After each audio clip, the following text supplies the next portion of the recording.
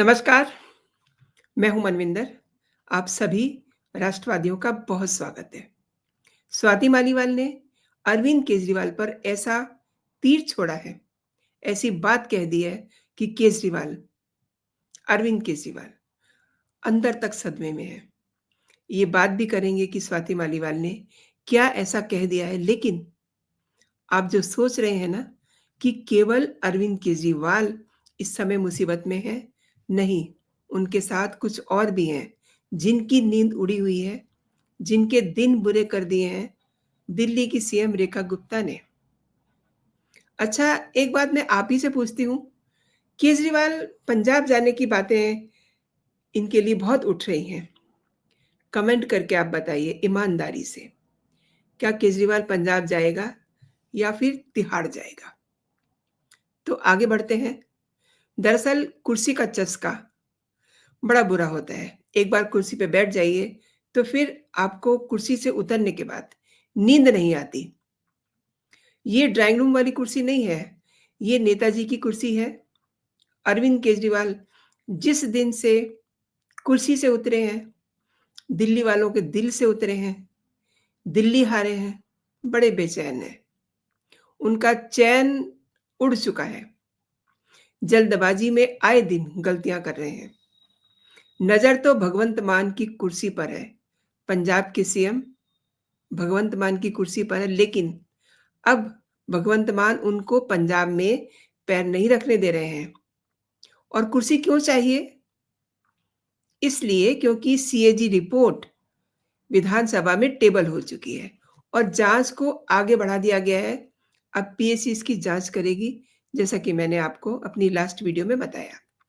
शराब घोटाले के जिस मकड़ जाल में अरविंद केजरीवाल फंसे हुए हैं, जिस लिटिगेशन में फंसे हुए हैं, ऑब्वियसली उसके लिए पैसा चाहिए। केस लड़ने के लिए उन्हें पैसा चाहिए। कर्मा का चक्र घूम रहा है।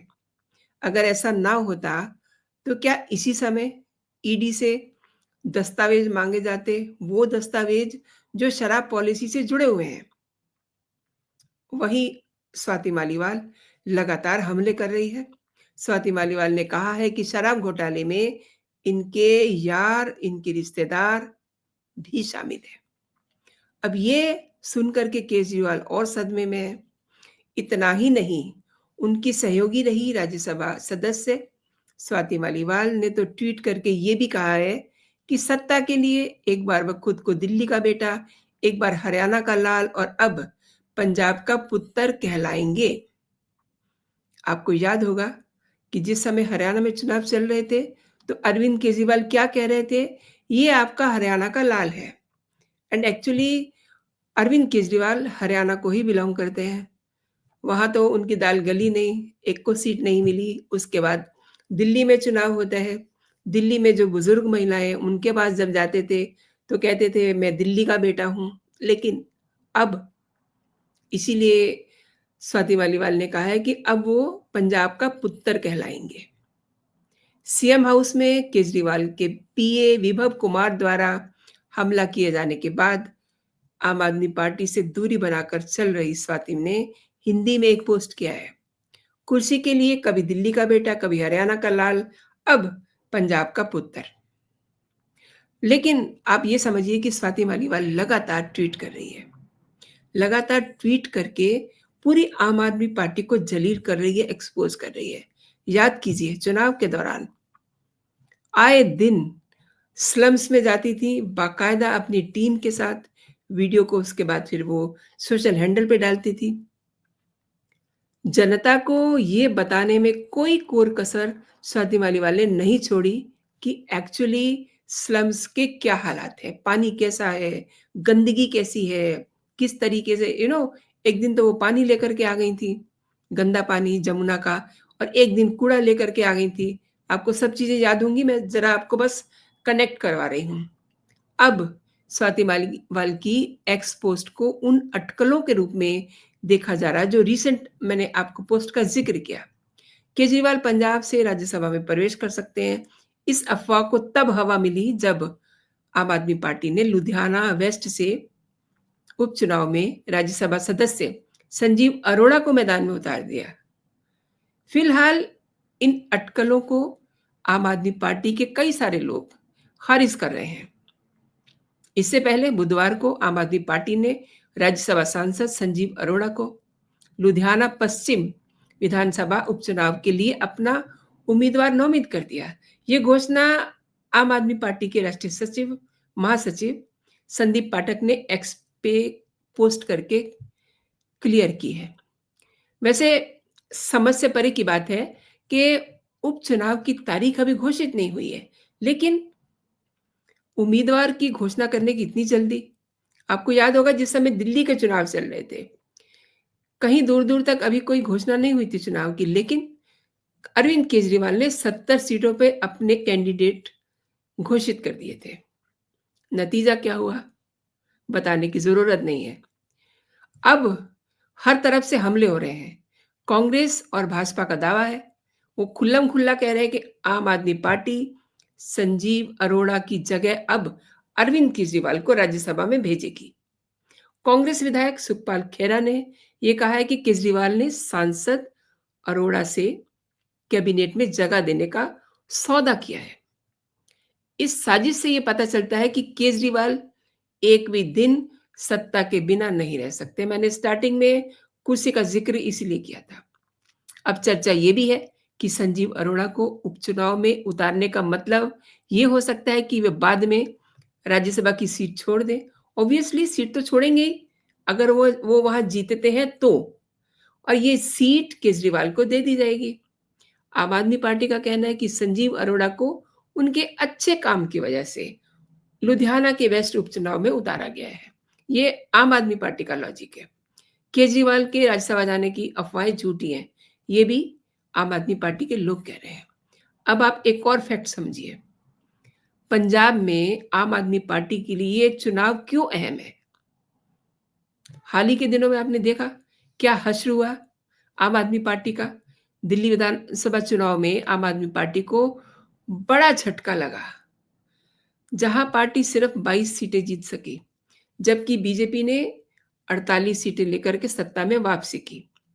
अरविंद केजरीवाल समेत आम आदमी पार्टी के बड़े नेता लाइक जो डेप्यूटी सीएम थे पूर्व मनीष सिसोदिया, वो भी सीट नहीं बचा पाए। सीट बचाई तो केवल आतिशी मारलेना ने।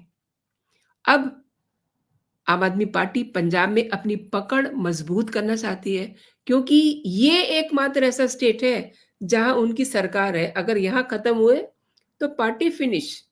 अब ये देखना दिलचस्प होगा कि केजरीवाल की एंट्री पंजाब में होती है या फिर वो तिहाड़ जाते हैं, क्योंकि मामला इसी तरीके का है।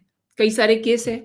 वैसे कांग्रेस और भाजपा के दावों को आम आदमी पार्टी की प्रियंका कक्कड़ ने, जो उनकी प्रवक्ता हैं, उन्होंने खारिज कर दिया है। प्रियंका ने कहा है कि अरविंद केजरीवाल ना पंजाब के सीएम बनने जा रहे हैं, ना ही राज्यसभा जाएंगे। दोनों बातें गलत हैं, मान लिया, लेकिन कह देने भर से कुछ नहीं होता। इस फैसले की टाइमिंग देखिए, चुनाव की अभी घोषणा नहीं हुई है, तो इन्हें अपना कैंडिडेट इतनी जल्दी नॉमिनेट करने की क्या ज़रूरत थी? क्या ज़रूरत थी उसका नाम जारी करने की? केजरीवाल देखिए अपने सर्वाइवल के लिए क्या-क्या मंसूबे बना रहे हैं, लेकिन इधर ऑल ऑफ सडन ईडी का रोल शुरू हो गया है। अदालतों के चक्कर फिर से शुरू हो चुके हैं। दिल्ली की एक अदालत ने ईडी को शराब पॉलिसी में अनियमितताओं से जुड़े मनी लॉन्ड्रिंग मामले में आरोपियों को महत्वपूर्ण दस्तावेज उपलब्ध कराने का निर्देश दिया है। यानी कि ये मामला फिर से अब चलना शुरू हो गया है। इतने दिनों से इसने चलना बंद किया हुआ था, यानी कि रुका हुआ था। इस घोटाले में अरविंद केजरीवाल समेत आम आदमी पार्टी के नेता मनीष सिसोदिया, संजय सिंह भी शामिल हैं। मैंने स्टार्टिंग में आपको कहा था कि केवल अरविंद केजरीवाल की ही नींद नहीं उड़ी हुई है शराब घोटाले में। मनीष सिसोदिया और संजय सिंह भी हैं। वैसे तो और भी बहुत सारे लोग हैं, लेकिन वो इनके दूर-दराज के दोस्त हैं, जैसा कि स्वाति मालीवाल ने भी कहा। विशेष न्यायाधीश कावेरी बावेजा ने कई आरोपियों के आवेदनों के बाद ये आदेश पारित किया है, जिन्होंने ये दावा किया था कि उन्हें मामले में दायर जो चार्जशीट है, उससे संबंधित कुछ दस्तावेज नहीं मिले हैं। अदालत वर्तमान में दस्तावेजों की जांच कर रही है। इस मामले को आगे की कार्रवाई के लिए 3 मार्च को लिस्टेड किया गया है। ज़्यादा समय नहीं है, मात्र 3 दिन का समय है। दिल्ली के उपराज्यपाल वीके सक्सेना ने शराब नीति के एग्जीक्यूशन में अनियमितताओं की जांच की सिफारिश करने के बाद सीबीआई के द्वारा शुरू की गई जांच से मनी लॉन्ड्रिंग का मामला सामने आया था। आपको आप कनेक्ट हो जाएँ, रिकनेक्ट हो जाएँ, इसलिए मैं आपको बता रही हूँ। सीबीआई और ईडी के अनुसार शराब नीति में संशोधन के दौरान महत्वपूर्ण अनियमितताएँ हुई, उन्हें अंडरलाइन किया गया है और कुछ लाइसेंस धारकों को अनुचित लाभ भी पहुँचाया गया है। दिल्ली सरकार ने 17 नवंबर 2021 को विवादास्पद शराब नीति लागू की थी, लेकिन भ्रष्टाचार के बढ़ते आरोपों के बीच में सितंबर 2022 के अंत तक इसे रद्द कर दिया। अदालत के हालिया आदेश से आरोपियों को उम्मीद है कि आने वाले दस्तावेज मामले जो हैं प्रकाश डालेंगे उस पे, जो दस्तावेज उन्हें मिलेंगे, उनसे रोशनी पड़ेगी पूरे केस पे और जो जाँच चल रही है उसमें मदद मिलेगी। अब आप ये देखिए कि शराब घोटाला, शीश महल, ये कुछ ऐसे मामले हैं जिन्होंने अरविंद केजरीवाल को अर्श से फर्श पे ला दिया है। वो कहते हैं ना कि बुरे काम का बुरा नतीजा। अरविंद केजरीवाल सोच रहे थे कि किसी को तो पता नहीं है, क्योंकि जब ये ज़मानत पर बाहर आए थे तो इन्होंने कहा था कि मैं जनता की अदालत में जाऊँगा। जनता मुझे बताएगी कि मैं ठीक हूँ या गलत हूँ। अब जो काम अदालत का है वो तो अदालत ही करेगी ना, लेकिन जनता ने भी ये समझ लिया है। इन्होंने कई अदालतें लगाई, कई बार उनके बीच में गए, उन्हें कितने लालच दिए। मतलब जिन लोगों को कभी इन्होंने देखा भी नहीं था, जिनको टोटली इग्नोर किया था, पुजारी, ग्रंथी, उन सब लोगों को इन्होंने पैसे का लालच दिया। लेकिन एंड ऑफ द डे क्या हुआ? इनको इनकी सच्चाई को सब जानते हैं। महिलाओं को किस तरीके से इन्होंने ठगा। देखिए, पंजाब में आज तक उनको जो कहा गया था कि उन्हें 1000 रुपया मिलेगा, वो नहीं दिया। लेकिन उनको तो नहीं दिया और दिल्ली में ये घोषणा कर दी कि दिल्ली की महिलाओं को ये 2100 रुपया देंगे। तो महिलाएँ क्या समझती नहीं हैं? मतलब महिलाएँ छोड़ दीजिए, लोग समझते नहीं हैं कि उन्हें ठगा जा रहा है। ये सब चीज़ें अरविंद केजरीवाल की हार के लिए ज़िम्मेदार हैं। वैसे बहुत सारी और भी चीज़ें हैं, अक्सर आपसे डिस्कस होता रहता है। लेकिन मोटे तौर पे देखिए, आज की तारीख में क्या हाल है अरविंद केजरीवाल का? वो अपने सर्वाइवल के लिए मारे-मारे घूम रहे हैं, क्योंकि उनके पास कोई प्रोफ़ाइल नहीं है। और एक प्रोफ़ाइल है तो वो है कि वो आम आदमी पार्टी के सुप्रीमो हैं। लेकिन उससे क्या होता है?